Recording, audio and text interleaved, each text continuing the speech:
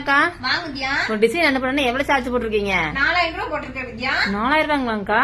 ஆமா வித்யா. கம்மன் 2 டிகிரி படிச்சதுக்கு டெய்லரிங் கத்துக்கிட்ட கூட நல்லா சம்பாதிச்சிருப்பேன் நானு. 4 நாளா நானும் பாக்குறேன் சோசியல் மீடியால இந்த ரீல்ஸே தான் ஓடிட்டு இருக்குது. என்ன டெய்லரிங்னா ஈஸின்னு நினைச்சிட்டீங்களா?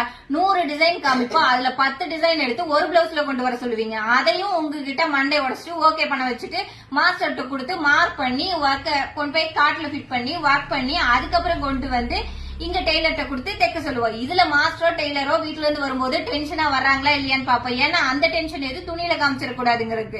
அவங்க வந்து அட்வான்ஸ் கேட்டாங்கன்னா குடுக்கலாமா வேண்டாமான்னு யோசிப்போம். கொடுத்தாலும் வரமாட்டாங்க, குடுக்கலினாலும் வரமாட்டாங்க.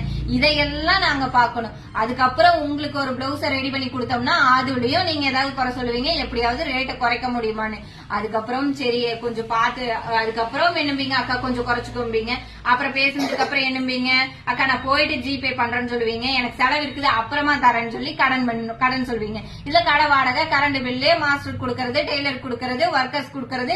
இதுலயும் ஒர்க்கர்ஸ் கொண்டு வந்து தங்க வச்சிருந்தோம்னா அவங்களுக்கு சாப்பிடறதுக்கு தூங்குறதுக்கு எல்லாத்துக்கும் இடமும் நாங்க ரெடி பண்ணி கொடுக்கணும். இத்தனையும் போக மிச்சம் தான் எங்களுக்கு. இதுல நீங்க சொல்றீங்க நீங்க ஜாலியா இருந்துட்டு டெய்லர்ஸ் எல்லாம் லட்சக்கணக்குல சம்பாதிக்கிறீங்கன்னு. எந்த வேலையும் நம்ம வந்து லவ் பண்ணி செஞ்சோம்னா ஈஸி தான். அதுக்கு உழைப்பு கேட்ட ஊதியத்தை நாங்க வாங்குறோம். நாங்க ஒன்னும் எச்சா வாங்கல. Thank you friends.